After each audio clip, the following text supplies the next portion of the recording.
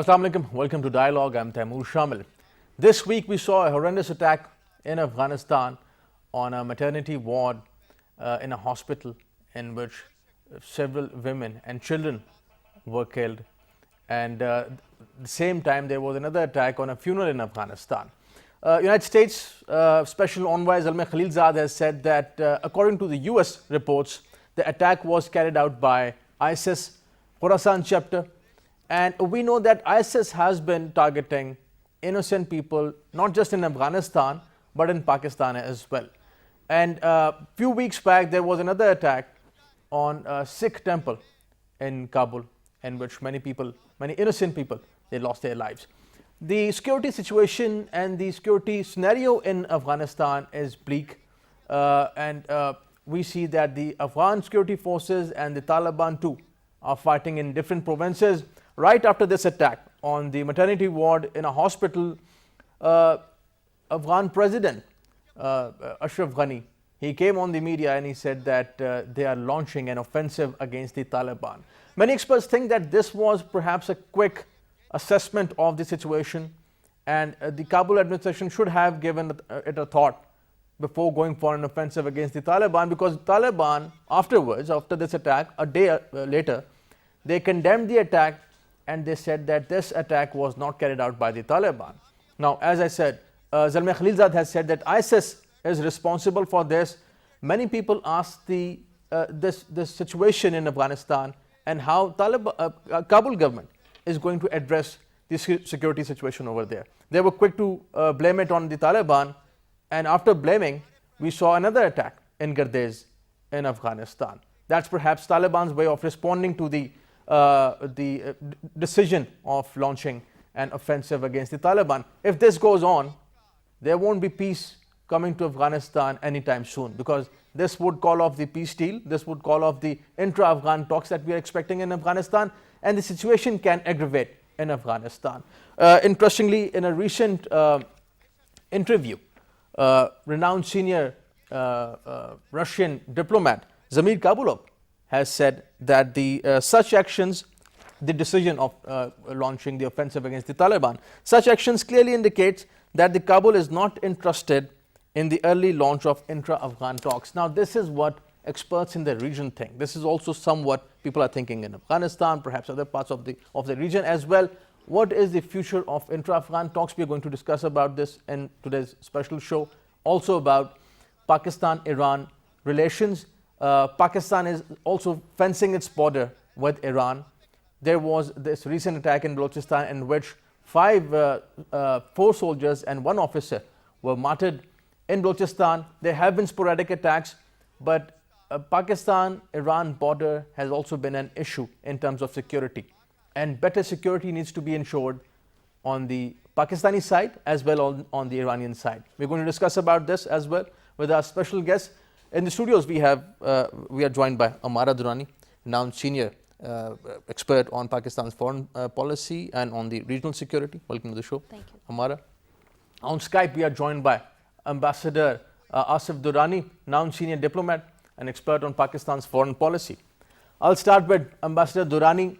Ambassador Durrani, this recent situation, this terror wave in Afghanistan, attack on the maternity ward, on a funeral, and Kabul government, as I just said, was very quick to blame it on Taliban, and President Ghani said that we are going to launch offensive against the Taliban. Do we see the Kabul administration and the Americans on the same page? How do you evaluate the statement of launching or the decision of launching offensive against the Taliban? Thank you, Taimur.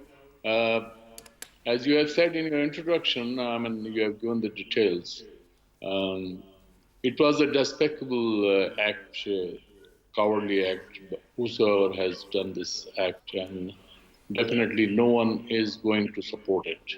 And everyone is already condemning the act, and especially when women and children have been targeted, and more than 20 have been killed, and that too during the month of Ramadan. Mr. Ashraf Ghani's government, their blame on Taliban is understandable, because for them, immediate enemy is Taliban.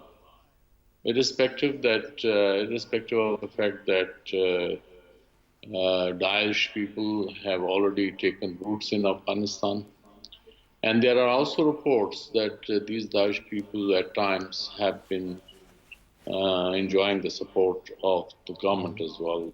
That is the at least blame which Taliban have been putting on the Ashraf Ghani's government.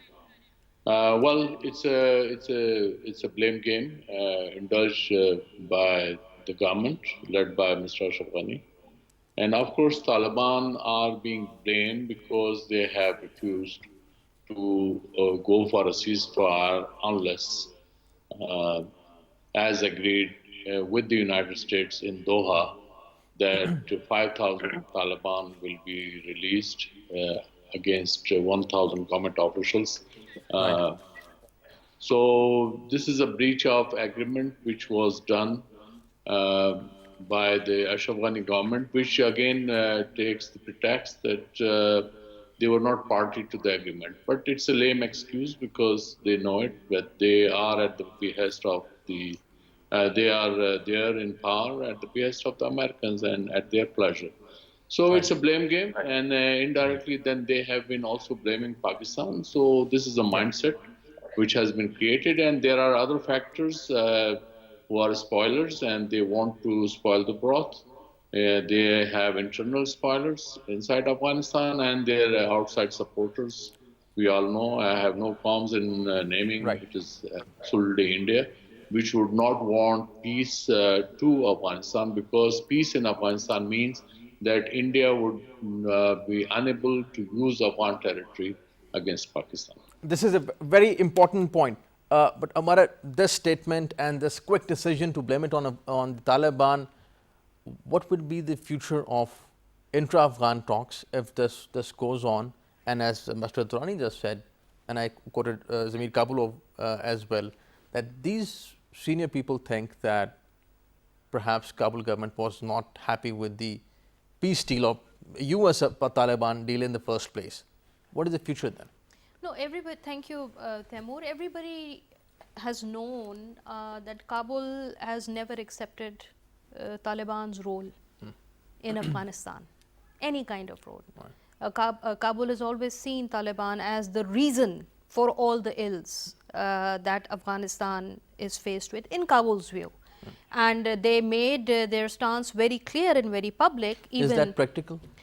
I'm saying that this has been Kabul's Right. stance. Okay. We know that the reality is completely different from Kabul's wish. Kabul may wish that Taliban do not exist, but that is not the case. And the peace deal between the Taliban and the US is a clear testament to that. Now, the issue is that for all practical purposes, statist legal legitimacy is held by Kabul as a country, as a government. And that was obvious in the presidential oath-taking ceremony. Even though there were two oath-taking ceremonies, all the international governments of the world, all the multilateral organizations of the world attended that presidential ceremony. It is the Kabul administration that sits in on multilateral forums, and it is the Kabul administration that sits in the United Nations representing the people of Afghanistan. Now, this is a legal lacune that we have to be cognizant of. That gives a lot of power, a lot of legitimacy to Kabul that cannot be just wished away by the Taliban or those who support them, despite their military prowess and power on the ground. And we've discussed this many times on your show, that it is essentially a power tussle. The Taliban immediately condemned the attack, the atrocious attacks that happened this week. This morning, very interestingly, the Taliban issued a second clarification. And you see, there is the violence, but then there is the politics of the violence also. And that politics has a regional, local dimension. It also has an international dimension. The US, interestingly, you've quoted Ambassador Khalilzad's statement, and there was also a very quick statement by Secretary Pompeo. They were quick to kind of eliminate blame from the Taliban. The US took an official position whereby they said that the Taliban have acknowledged that they have nothing to do. So there is a very obvious partial tilt. Interestingly, a lot of comments that have come out from the European capitals have been critical of the Taliban. And the bottom line is that the cycle of violence in which the Taliban are a stakeholder, that is beginning to erode the peace process, the peace deal, on whatever shaky, vulnerable grounds it was constructed. And the legitimacy of that process is now being questioned by violent actions, primarily by the Taliban. And Kabul has gone on the offensive officially, and the Taliban have reacted that they're going to respond, and they did yesterday in Paktia. But that cycle of violence is now being questioned. And today's statement by the Taliban, where they have gone into a lot of detail to explain why they would not attack civilians and innocents. According to the Taliban, the Doctors Without Borders hospital was actually constructed through their demand. So they've taken ownership of that infrastructure, and they say, why would we attack that? Right. It seems that the Taliban under an international pressure to show themselves, to distance themselves from a very habitual knee-jerk reaction to respond through violence.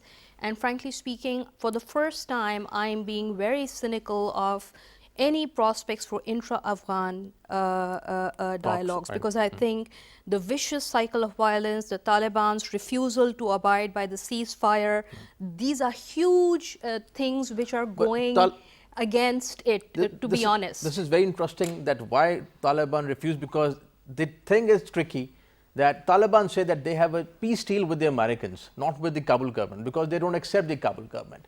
But Ambassador Durrani, if let's say this offensive is launched, which is launched by the Afghan security forces, can Kabul government sustain and maintain this launch, because they are supported by the Americans, they are supported by the NATO forces, they give them the support to fight the Taliban if there would be a fight. Would US and the NATO forces support Kabul government? What gives them this confidence to launch offensive against the Taliban? Well, I think the Ashraf Ghani's government's announcement of launching attacks, actually they already are launching. It's not something new. They never stopped it. And Taliban have never agreed to a ceasefire. And the reason is quite obvious. Here it suits that if the fighting continues, so for the Ashraf Ghani government, they would like to linger on, and they can delay the intra-Afghan dialogue to a maximum possible extent, because as long as he is in power, so as Amara has said, that international legitimacy goes to Ashraf Ghani, and they are there. But at the same time, ground realities have changed. That's why Americans entered into an agreement with the Taliban. And with the Taliban, I think Americans are keeping up their promises. For instance, withdrawal of American troops and bringing down it to 8,600 level in 135 days is well on time. Now, by 27th of May, Americans will have to delist. They'll have to approach the Security Council to delist the Taliban from 1267 committee. And, well, they have not taken the action yet, but I think it is in the pipeline. And similarly, then President Trump has said it so many times that he wants to withdraw his troops in another 14 months. I mean, right from signing up the agreement. And he seems serious to withdraw his troops, because it is now law of diminishing returns, which is playing its role here in the Afghanistan's case. And they are not getting any political or economic benefit out of Afghanistan, so they want to leave it. So if Mr. Ashraf Ghani wants to continue the fight, as you said, that can they sustain? It is. I can quote Mr. Ashraf Ghani himself, that when a year ago a question was asked that if the Americans withdraw, how long can you sustain? He said maximum 6 months. Yes. So unless he wants to change his brief, then I can't say. But it is very much there that in Afghanistan, the desertion rate has almost been 30%. which is very Right. high from the world standards. There is no motivation in the Afghan armed forces. So to keep them motivated, they need leadership, and that leadership only comes through political stability. Yes. Right, right. We are joined by Dr. Salma Malik, renowned senior academic and expert on strategic affairs. Assalamu alaikum. Ji, Assalamualaikum. Dr. Thank you Salma, for welcome to inviting the me. welcome to the show. Thank you for joining us. Talking about Afghanistan, Ambassador Durrani raised up a very important point that President Ghani in an interview said few months back that without the American support, without the NATO support, they cannot go on for even 6 months. Their forces cannot go on for 6 months. But they have now launched an offensive against the Taliban. We know that Americans are not on the same page with Kabul at the moment about launching the offensive against the Taliban. How do you see this decision of launching offensive against the Taliban, and what would be the future of intra-Afghan peace talks if this goes on like this? Well, actually, to be honest, I mean, what Ambassador Durrani has just said, it's the reality. It is what everyone has been talking about all along, that Afghan security forces are not indigenously equipped. Neither do they have the motivation, neither the morale, any kind of that indigenous route that one can talk about, that they can stand on their own and fight a militia as strong as the Taliban, or a twinning threat, that of Taliban as well as the ISIL, which is the new threat or the emerging threat that the US sees in this notion. But you see, the thing is that when it comes to the peace process, if you look at how the US has kind of used this hospital attack in bifurcating that this was not done by the Taliban, and the Taliban also distanced themselves from this. They're trying to come up as the responsible actors because they clearly see themselves as marching into Kabul sometimes in future, but this was something done by the ISIL. Now, Ashraf Ghani's role in the Afghan peace process was just an instrumental and symbolic role, where the peace process was technically between, or the peace deal that was struck was technically between the Taliban and the US, and it was not a trilateral deal. It was two parallel processes that are working in parallel with each other, but not in tandem with each other. So Right. so long as there is a difference in there, like two parallel roads that are going, and there is no connection between those roads, there are going to be two Afghanistans, and there are going to be two processes here where the Taliban are going to now get legitimized as the phase-wise normalization of Taliban has started Right. happening, and the US is reducing troops.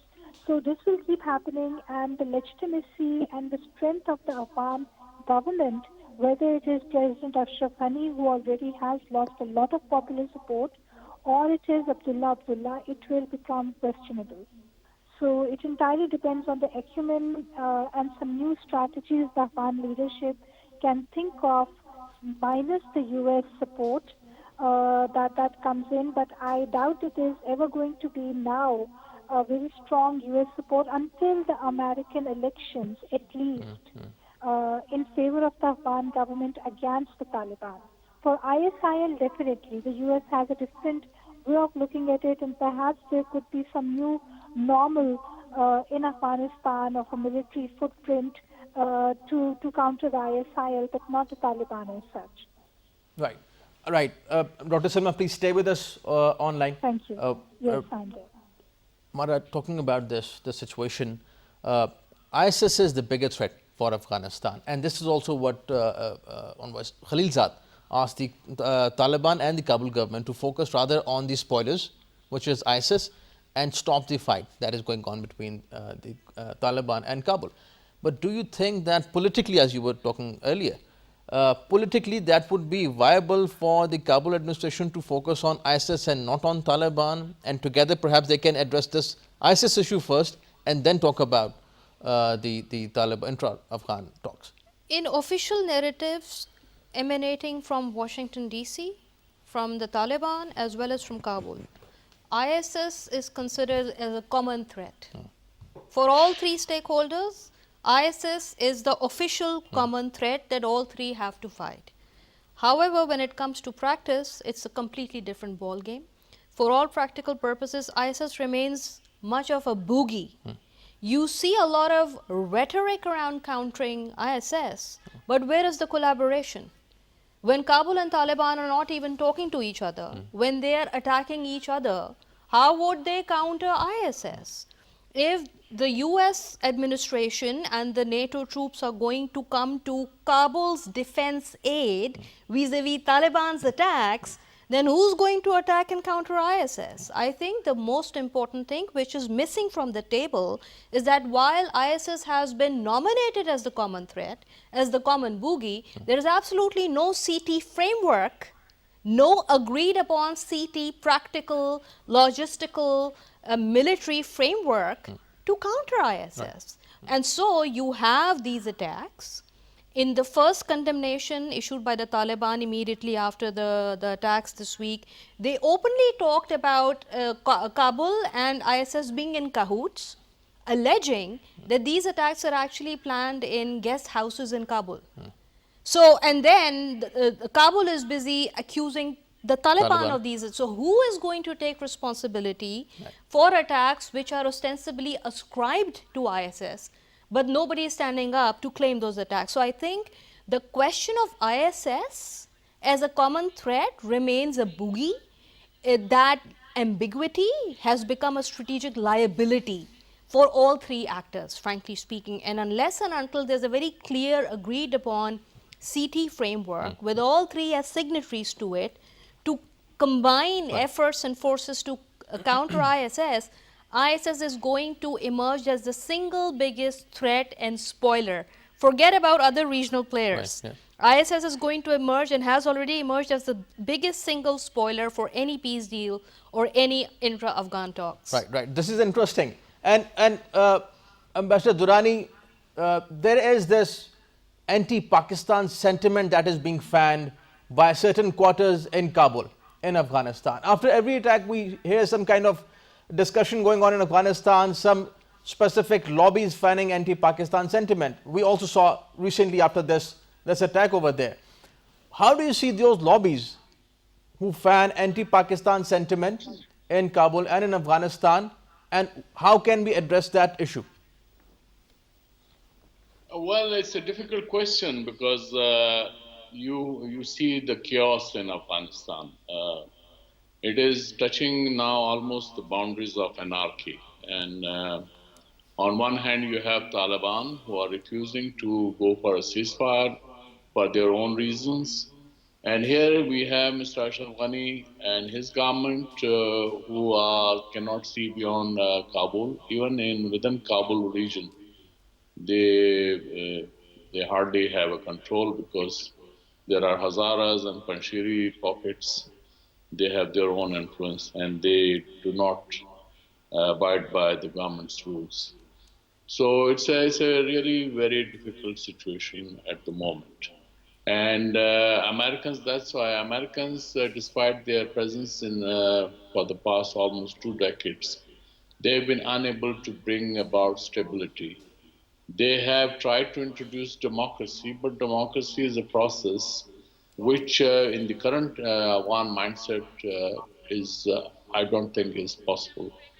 And the results are in front of us because despite the fact that there have been 4 presidential elections and 4 parliamentary elections, the results are in front of us and the number of people participating in those exercises. So those political rhetorics apart, right now, when we talk about this, there's a power game being played by the parties.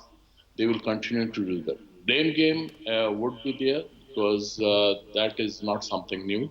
That has been there for the past 4 decades because it is the Afghan factions who dominate, then they are calling the shots in Kabul, and those who are at the receiving end are those who are the weaker party, then they blame. So this will continue. What we have to do is to manage Afghanistan, in a sense, in our relationship. Right, We should not play any favorites, because let the Afghans fight out their own political battles or their military battles. But what we have to do is to secure our borders. What we have to do is to secure our interests. And then, yes, spoilers, I hinted earlier, for India, peace in Afghanistan does not suit at all.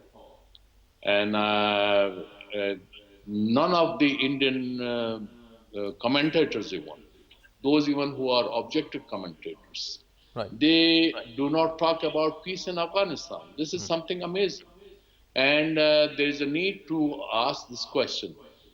And Indians themselves, what they have done inside India, actually, that also gives them a pretext that Afghanistan should remain unstable, so that Pakistan has to look towards two fronts. And Afghanistan front, again, it has cost us more in terms of blood and treasure than our traditional wars with India during the past 7 decades. So therefore, we have to see it in a larger perspective also. And also, we have to be watchful that the players inside Afghanistan, they do not spoil the broth, spoil the game while it is heading towards stability.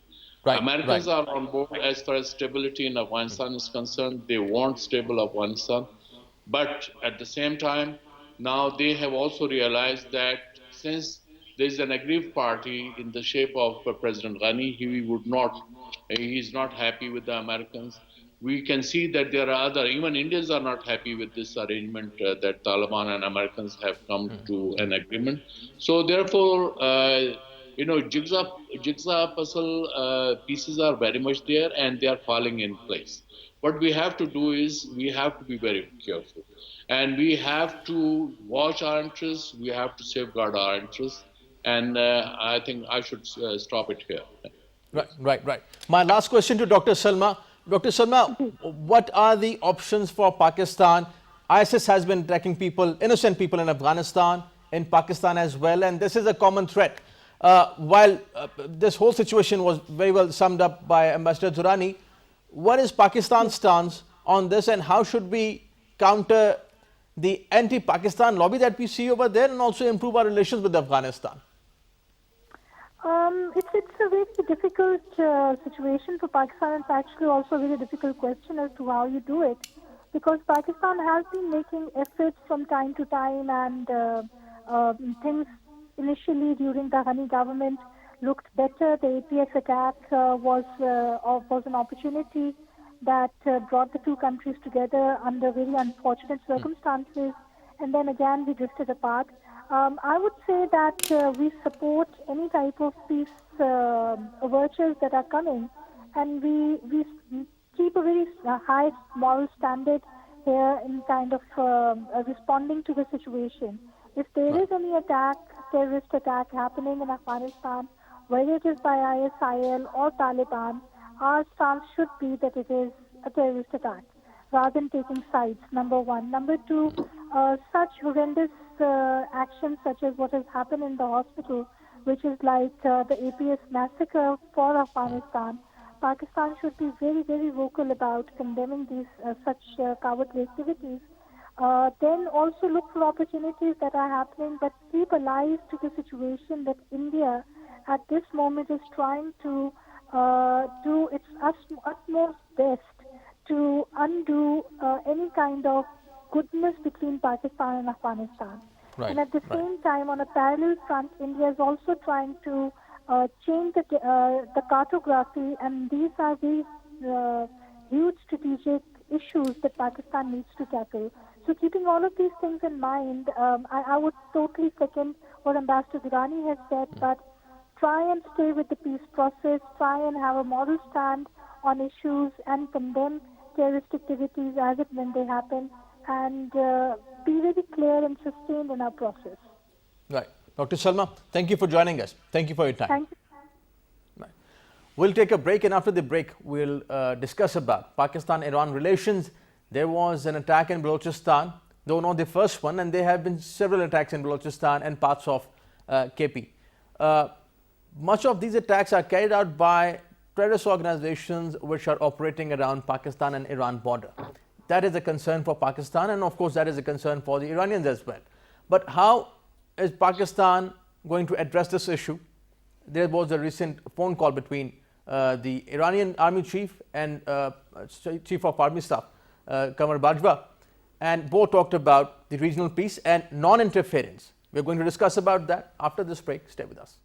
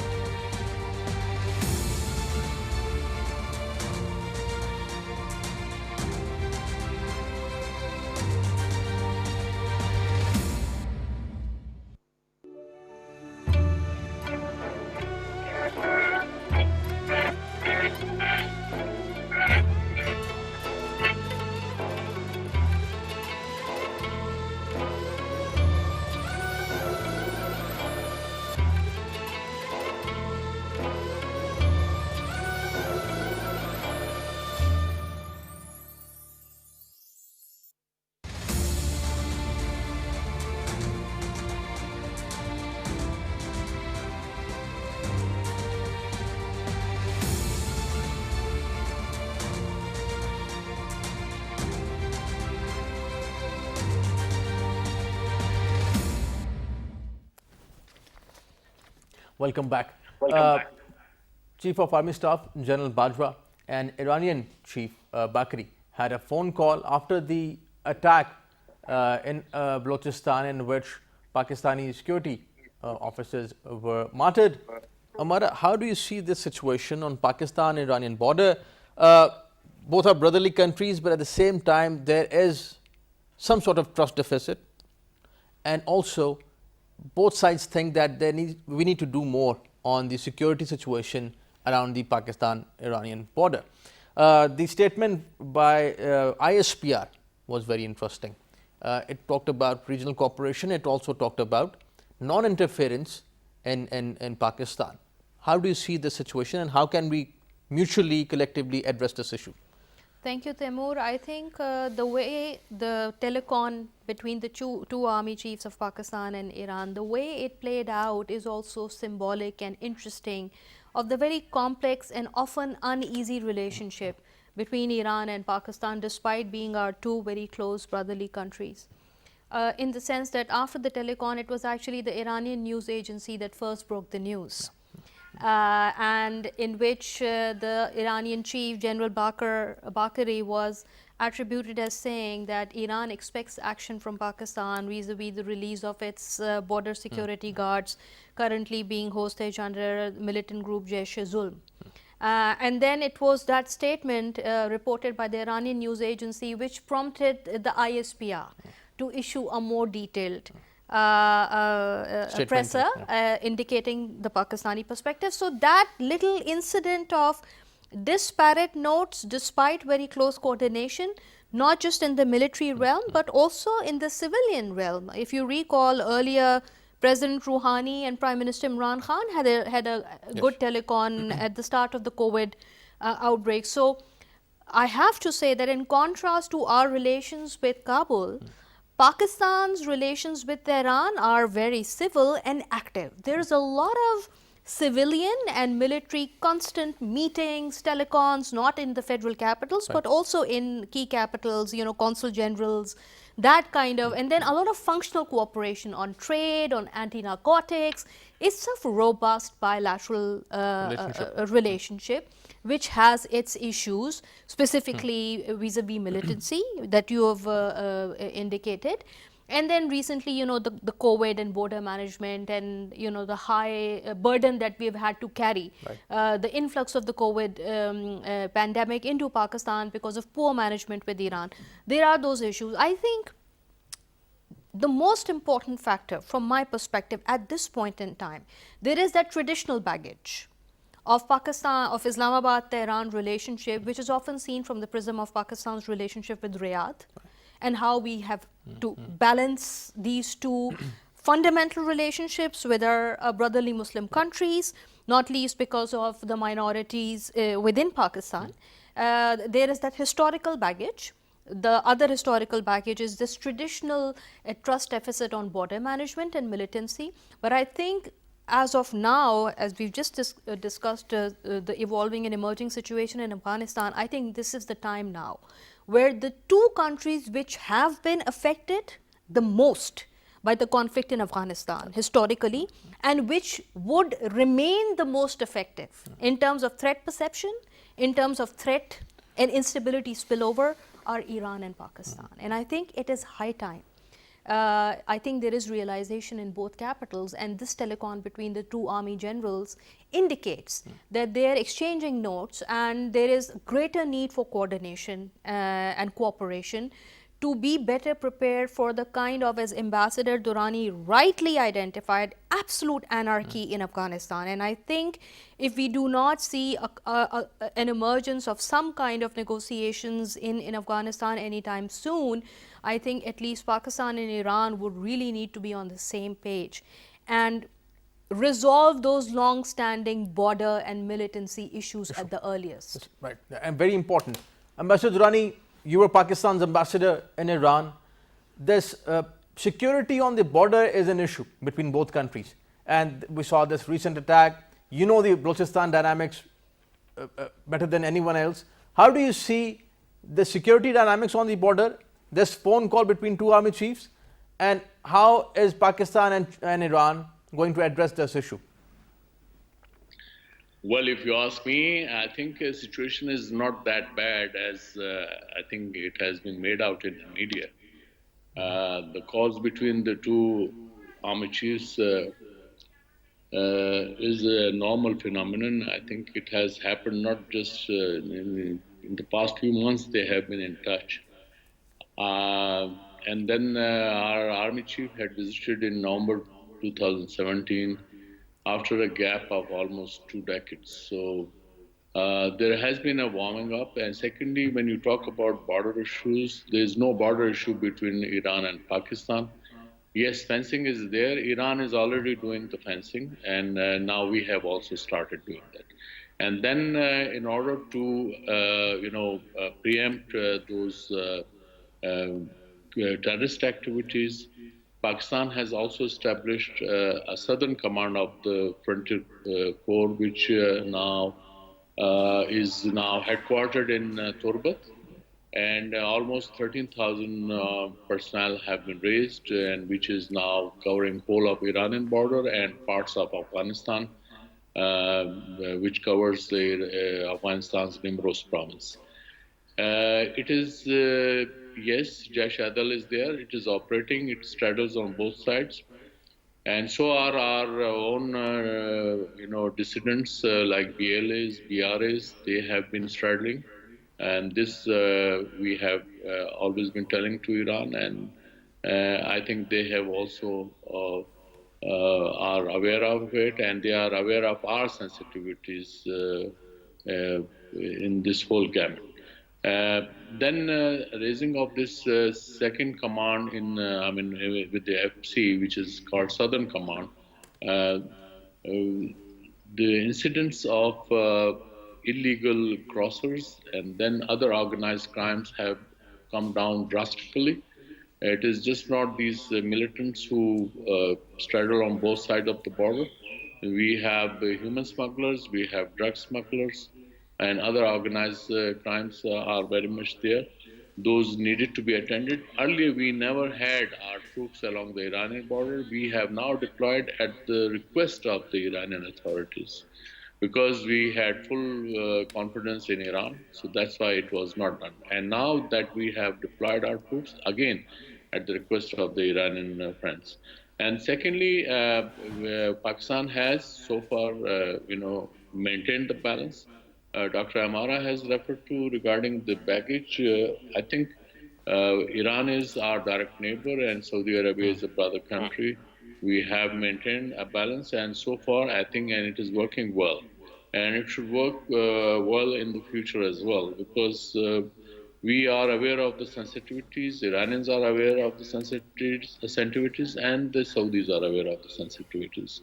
And then, as rightly pointed out by Amara, that now situation in Afghanistan it is getting fluid because Americans are they are wanting to leave, and then the kind of a mess which should be left, then that mess will have to be looked after both by Iran and Pakistan in the physical terms. In the political terms, I think Taliban are very much in touch with the Iranians. That's why when in this Dasht Barchi hospital, which is actually mostly Hazaras are there, and they happen to be Shias. So Iran has not issued any condemnation statement, which is quite instructive. Reason being that Taliban and Iran have evolved a modus vivendi whereby they understand each other's positions. And this must also be seen in the context that the recent border incident which took place between Iran and Afghanistan, where some people Right. had killed, and there were anti-Iran statements inside Afghanistan. That is also quite instructive. So it is just not as simple. It is just not between Pakistan and Afghanistan. It is about the whole. I mean, gamut is Afghanistan and its neighborhood.